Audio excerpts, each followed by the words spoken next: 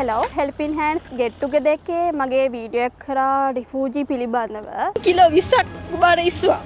ඒ කියන්නේ මේ මගේ ගෑන් ළමෙක්. මම මගේ ගෑල් ළමෙක්. මං අද ආවේ ඇත්තටම රුමේනියාවේ මොකද උනේ කියන එක ගැන කතා කරන්න. ඉස්සලාම ගොඩක් අය අහනවා අක්කේ ඔයා මොන ඒජන්සි එකෙන්ද ආවේ කියලා. මට ඇත්තටම ඒජන්සි එක රිවිව් කරන්න අමාරුයි. බෑඩ් එක්ස්පීරියන්ස් එකක් තියෙන හින්දා කිව්ව තරම්ම ඒජන්සි එකේ කිසිම දෙයක් හම්බුන්නේ නැහැ. අපිට රිලීස් එක හම්බුනේ නැහැ. ගර්ල්ස්ලා 4 දෙනෙක් තමයි සුපර් මාකට් වේකන්සි එකකට රුමේනියාවට ආවේ.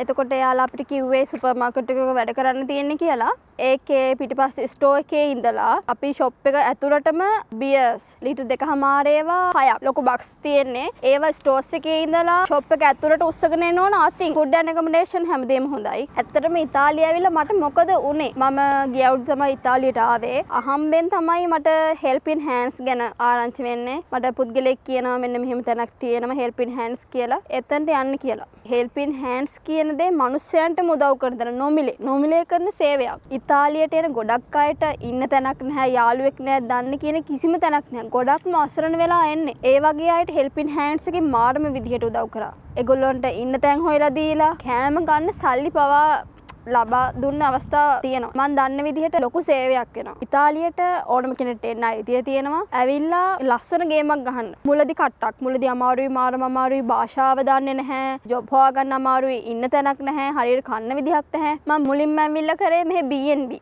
මම හිතන්නේ ගොඩක් අය ඉතාලියට ආව ගමන්ම කරන්න B&B. මුලින් ආවට වඩා දැන් තරමක් ස්ථිරයි. ස්ථිර වෙමින් පවතින්නේ. මාරම නිදහසේ වැඩ කරන්නේ. B&B ජොබ් එකත් එක්ක බලද්දි දැන් කරන ජොබ් එක 1000න් සම්පතයි. දැන් මම හරිම රිලැක්ස් එකේ ජීවත් වෙන්නේ. ජොබ් එකක් කරගෙන මාරම නිදහසේ ඉන්නවා. ඉතාලියාව කිසිම කෙනෙක්ට වරදින්නේ නැහැ. ඉක්මනින්ම මට ලංකාවටත් යන්න පුළුවන් වෙයි කියලා මම විශ්වාස කරනවා. ඉතාලියේ රිෆියුජි දාලා ඉන්න ඔයාටත් ඉක්මනින්ම ලංකාවට ගිහිල්ලා ඔයාලගේ බලාපොරොත්තු ඉක්මනින්ම ඉෂ්ට වෙන්න කියලා මම හදවතින්ම ප්‍රාර්ථනා කරනවා. God bless.